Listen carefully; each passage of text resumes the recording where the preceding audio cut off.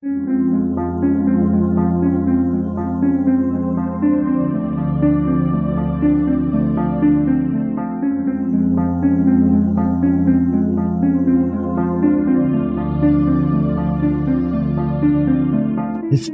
tells the story of the world and of our lives. Sometimes that history goes bump in the night.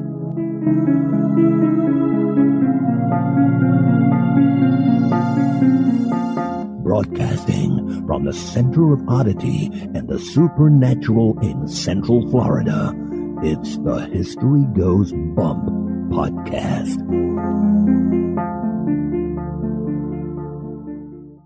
Hello, you spooktacular people. Welcome to this 433rd episode of the History Goes Bump podcast. Ghost Tours for the Theater of the Mind. I am your host, Diane. And this is Kelly. Kelly, on this episode, we're going to be going to a location suggested by Bailey O'Brien, and that is Waverly Plantation House in Mississippi. Very excited. It's a very unique house, both on the outside and inside. We're looking forward to sharing its history and haunts with you guys. But before we get into that, we want to welcome into the spooktacular crew, Davey, Lacey, Sarah with an H, Scott with only one T, Allison with one L, Carolyn with a C, Dawn, and Lisa. Thank you for joining us in our Facebook group. And now, this moment in oddity.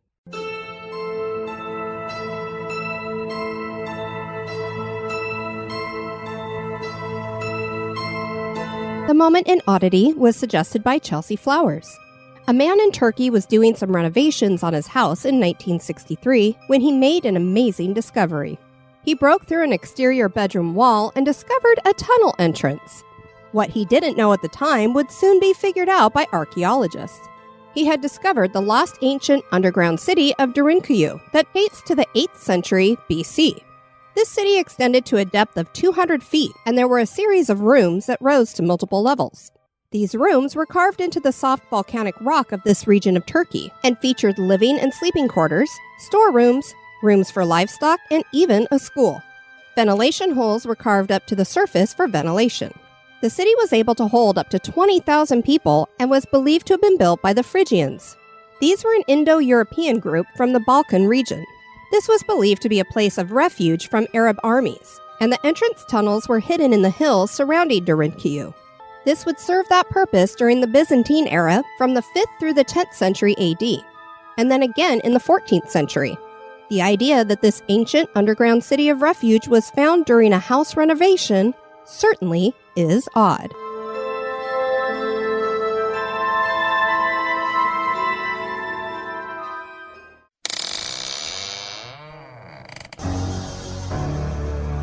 Are you afraid of the dark?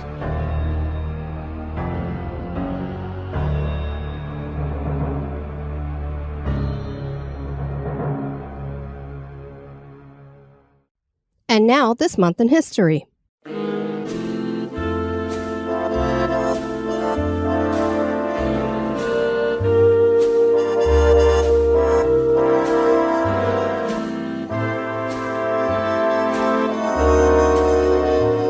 In the month of April, on the 3rd in 1978, the movie Annie Hall beats out Star Wars for Best Picture. Star Wars was an extremely successful action-adventure blockbuster directed by George Lucas, while Annie Hall was a small-scale romantic comedy directed by Woody Allen. Annie Hall was played by Diane Keaton, and Woody Allen played the male lead, Alvy. They were a couple in real life, and Keaton's character was based on her, and the wardrobe of hats, oversized jackets, and baggy trousers inspired other women to give the style a try. At this 50th Oscars, the film not only won Best Picture, but Best Director, Best Actress, and Best Original Screenplay. It was the first time a director won an Oscar for a movie in which he starred. But Star Wars didn't need to feel bad. Look at the franchise it created, and where would we be without the child?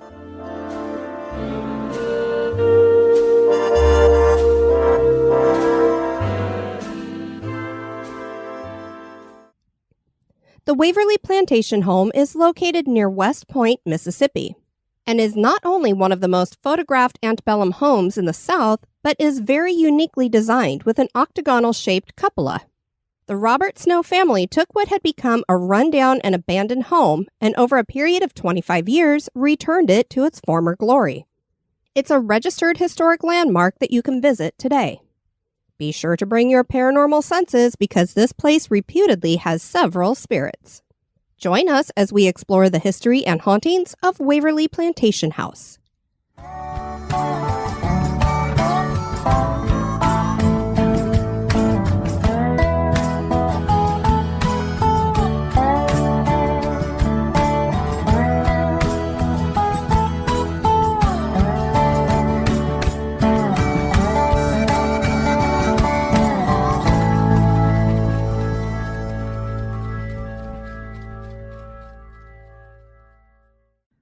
West Point is located in what is considered the Golden Triangle of Mississippi.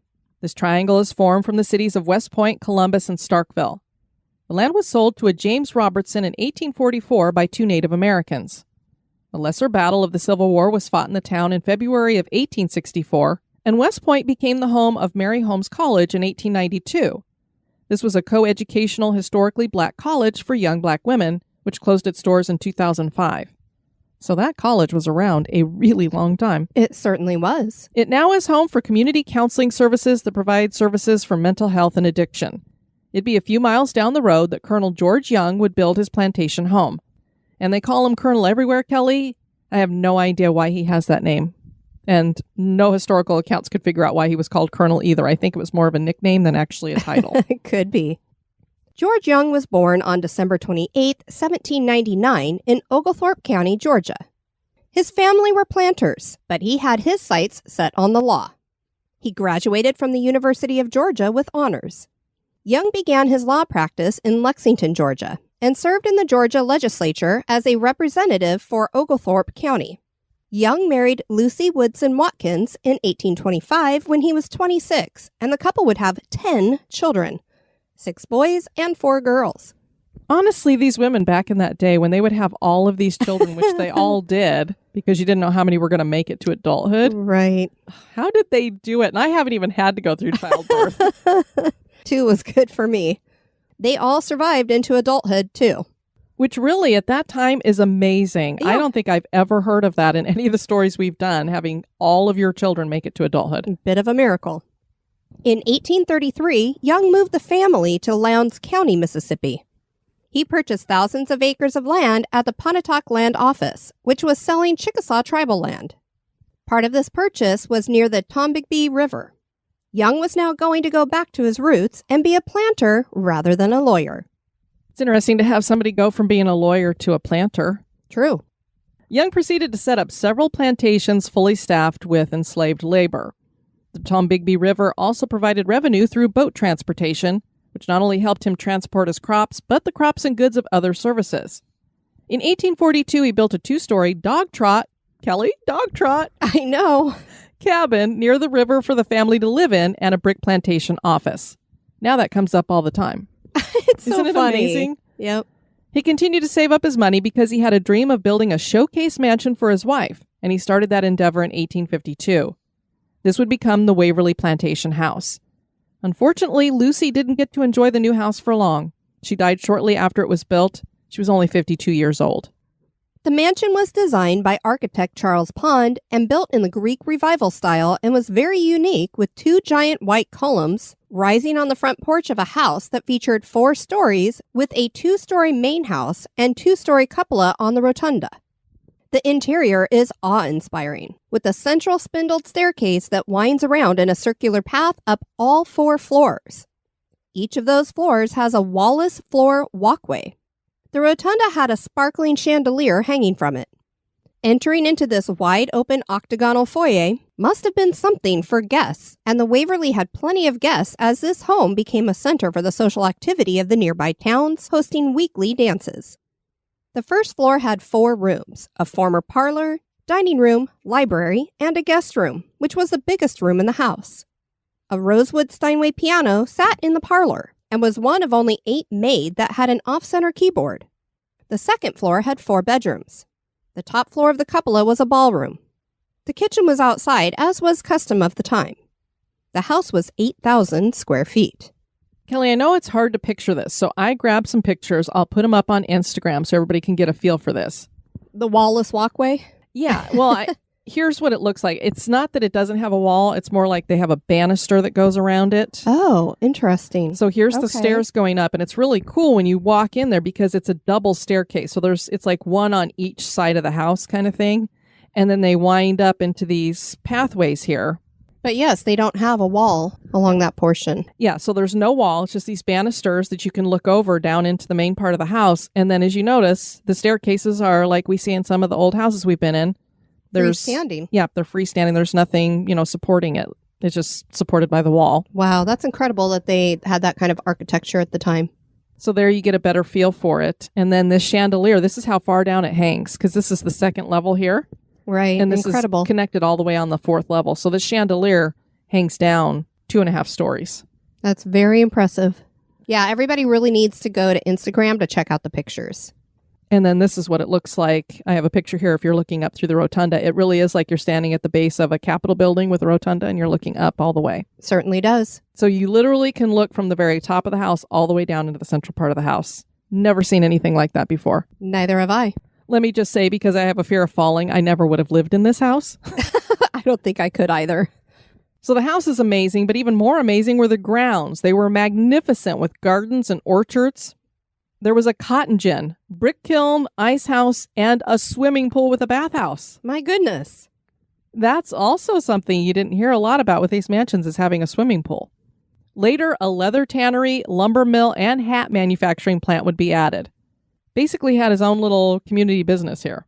Sounds like it. The first American-made saddle blankets were produced here. There was also a few homes built by plantation owners who farmed nearby plantations. 2 of these owners would be James and Thomas Young, George's sons. And there were, of course, slave quarters. Sir Walter Scott wrote a novel named Waverly, and that is what inspired the name for Young. That's why he named his home that. And you will see it spelled both with an L-E-Y at the end and an L-Y at the end. Either one is proper. It started with the Y and then changed to L-E-Y. Lucy wasn't able to enjoy years in the home, but the rest of the Young family did.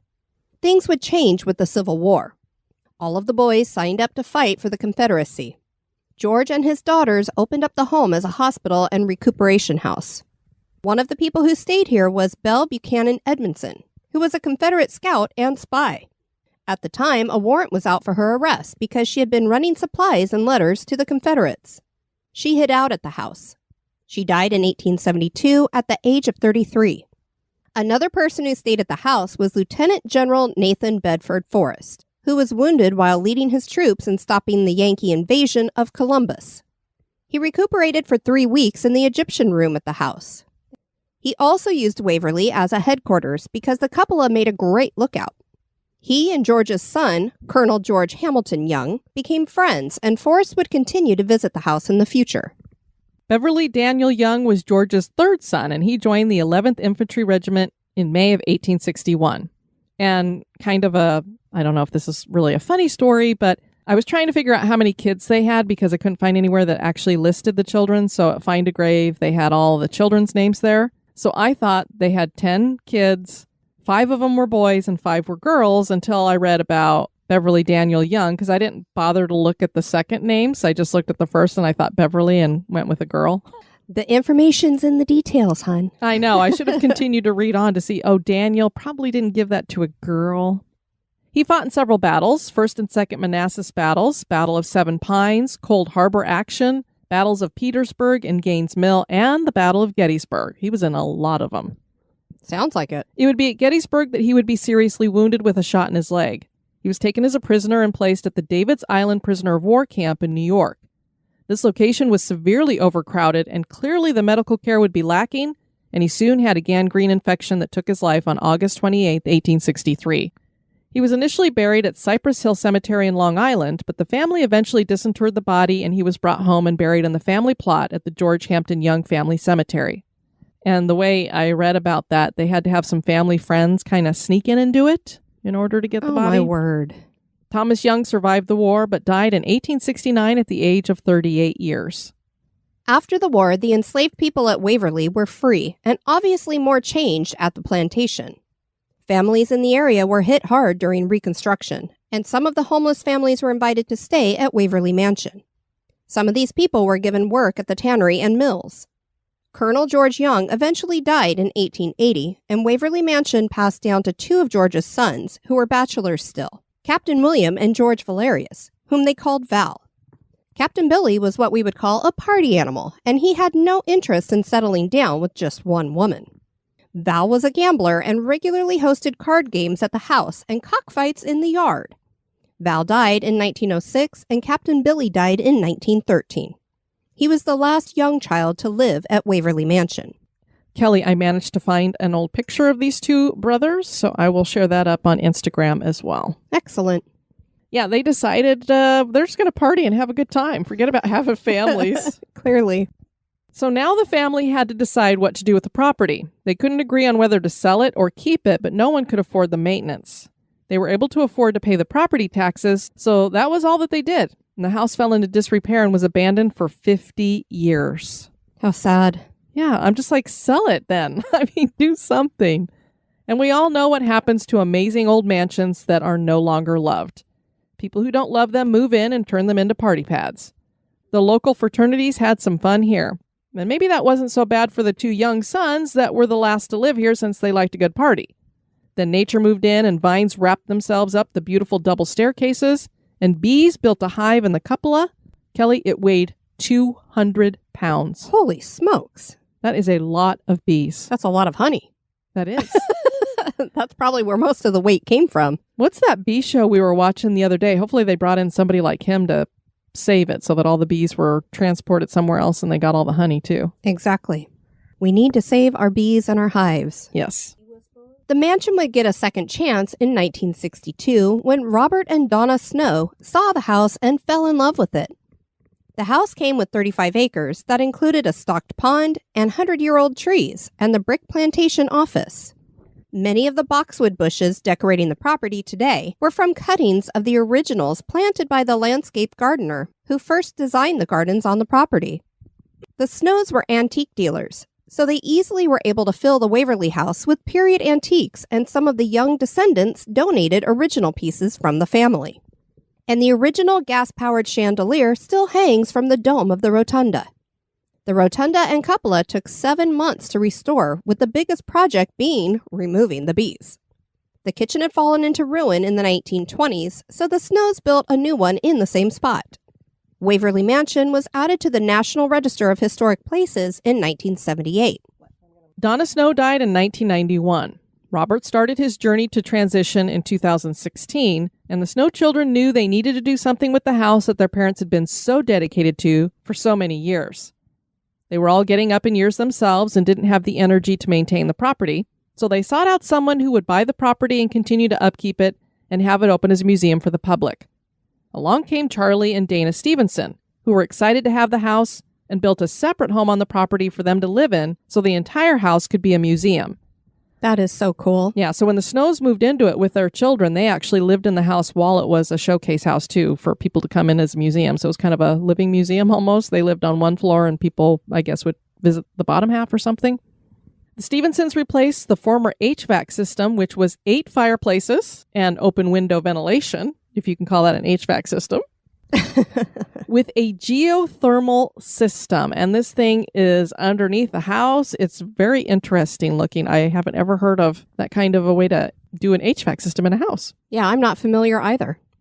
So Waverly Mansion has been home to only 3 families in its 170 years. Pretty amazing. Yes, indeed. Unfortunately, 50 of them, it was left abandoned, which usually means that the house has been maintained really well if it's only been in 3 families for that many years. But with the abandoned part of it, that kind of messed it up.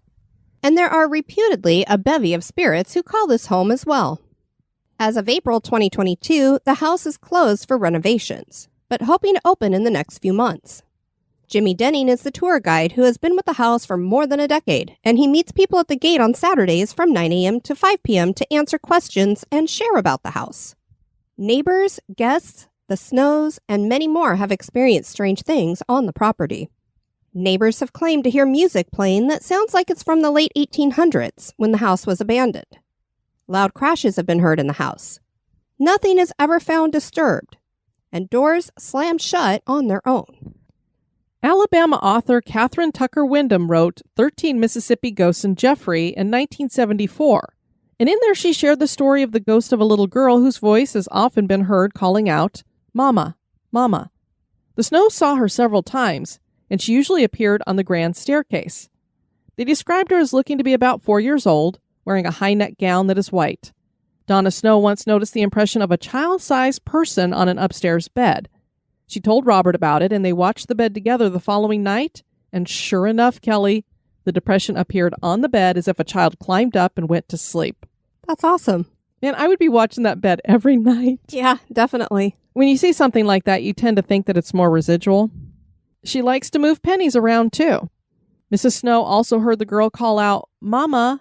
So she squatted down and asked, "Can I help you? What is the matter?" She didn't get an answer, and the girl disappeared. It's said that the spirit was not seen again after this exchange. Interestingly, Mrs. Snow's spirit has been spotted on the stairs smoking. So I don't know if she's hanging out with the little girl now.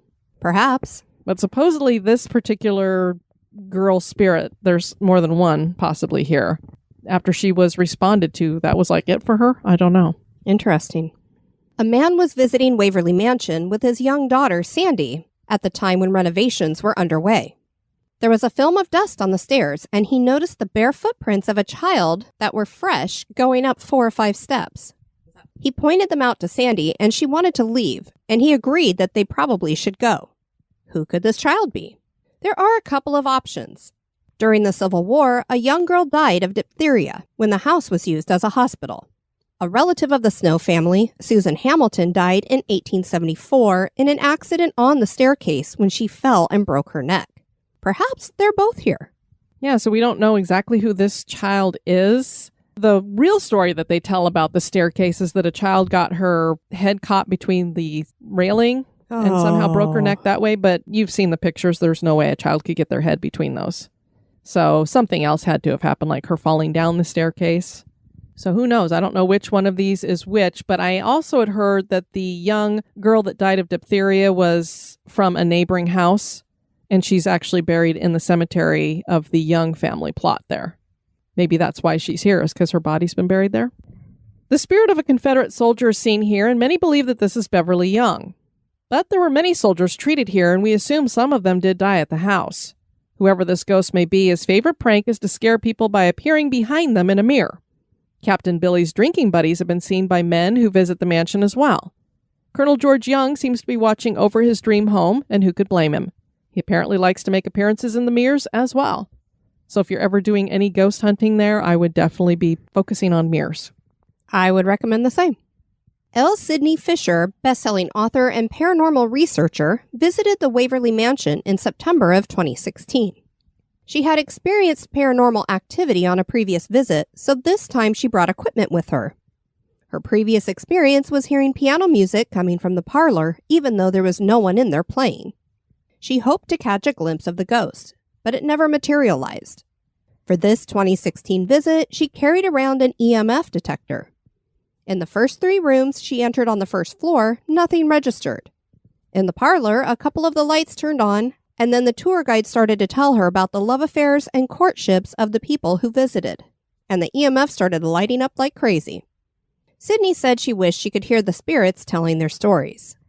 I don't know how to say this last name, Kelly. It's Alden Wyagulm, I think. She made a video of her visit to Waverly Mansion in February of 2020. Tour guide Jimmy Denning shared with her that college students claimed to see a man on a dark horse galloping down the old dirt road. Annie said the eyes of a portrait of Donna Snow follow people. Alden was also told that the Snow's children would often run to their parents and claim to hear the voice of a little girl in distress, and they would ask their mom if she was okay. Denning, who we mentioned earlier has been here for more than a decade, claims to have never experienced any ghosts in the house. Because I was like, if there's one person to ask about this, it would be him. He's clearly been with the house for a very long time and loves it enough that he sticks around by the fence while they're fixing it. But nothing? Interesting, although I think some people are just really closed off to the idea. Yeah, that's the only thing I can think of is he just doesn't want to know if there are spirits there. North Mississippi Afterlife investigated the house and captured what they thought were 2 images in 2 different mirrors. One was of someone wearing red, and another seemed to be of a small child. They heard unexplained noises and their batteries drained. Also, a rope that was blocking off one of the rooms started swinging on its own and hit one of the investigators in the legs. This is when they noticed it moving, and they thought maybe someone had hit it. But then it sped up and suddenly came to a dead stop. I remember when we were in the Exchange Hotel, that was one of the things that had happened that we weren't in the room to see. Right. But they were like, the rope in here started moving. So then you always do wonder, did somebody just tap it? But when it starts moving faster and nobody's touching it and then it just stops, Right. something's going on there. I wish I could have seen that. A little bit unexplained. And apparently, Colonel Young knew he was going to die. Kristina Domatrovich interviewed Denning for an article in Mud and Magnolias, and he told her this weird story about George. He died in November 1880, just a few weeks short of his 81st birthday. He was born December of 1799. He had his haberdasher coming out, and he said, "I want a black suit." As he measured him, the haberdasher said, "Well, wait a minute. I've never gotten you a black suit before. Why not get a gray suit with pinstripes like I normally get you?" Young said, No, I'm going to be buried in this one." About a week after his black suit was delivered by his haberdasher, he died.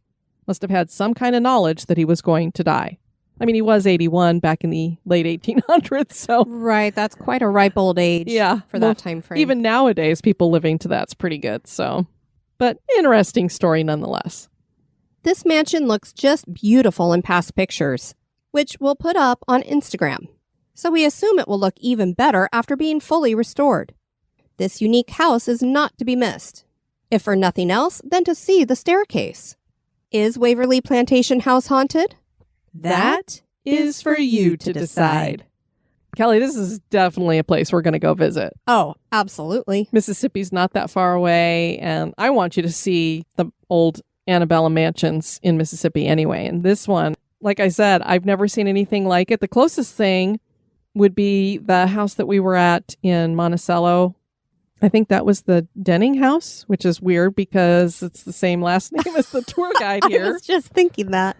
But it had the cupola on top of it too, which you don't usually see on that kind of era of house or whatever. Right. And for those locations, because normally they're more so out on the coast. Yeah, it's not like it was trying to look out on the harbor or something like that. And this one's even more unique because it's 2 stories. I've never seen a 2-story cupola before. And it makes you wonder why he decided to build, because you would think most people build a 3-story house and then put a 1-story cupola on top of it. But no, it was a 2-story house with 2-story cupola on top. And one of the reasons why I want to see it is because supposedly the ballroom is on the top of the cupola.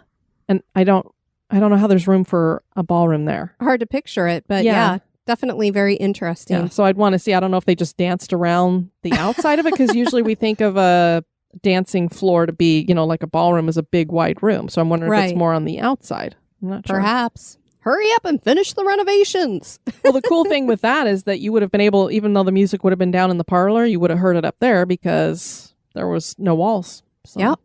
Yeah, get that renovation done. The reason why I have all the updates on it is because I'm following their stuff on Facebook. So they have pictures that they're putting up there showing you what they're doing and everything. And it was supposed to be done in 2021, so it's taking them longer than they thought it was going to.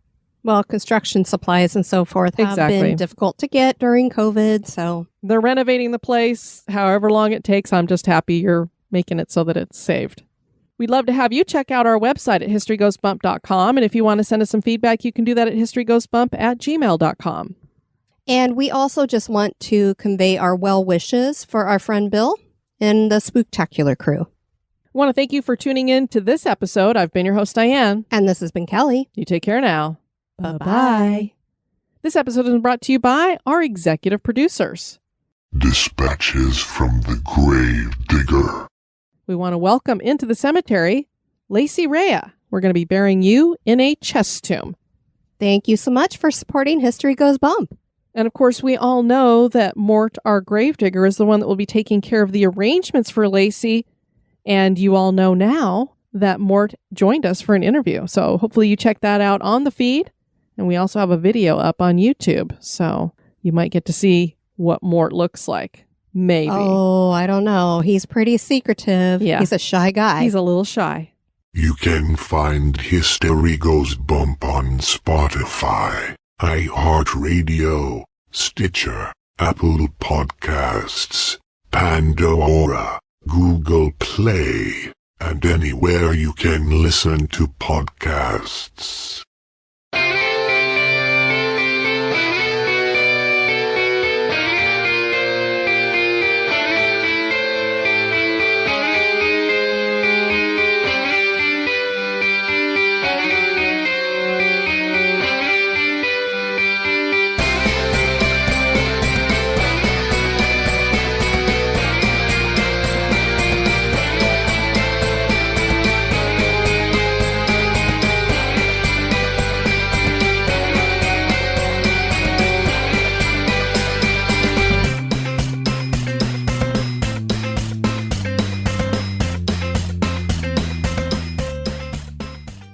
And served in the Georgia legislature as a representative for Oglethorpe. Orgle. Makes me think of Orville. Young married Lucy Woodson What? You gonna make fun of me? Well, I was just wondering if it was too many W's, but I don't know. Will we be? He purchased thousands of... Does that help? Yes. Another person who stayed at the house was Lieutenant General Nathan Bedford Long name. So then you just changed his last name. You were about to Yes. say Harris. Yes, I know. I don't know where that Harris, came from either. Forrest. They're kind of similar. They have S's. During the Civil War, a young girl died of Dip-fif-fif-fif.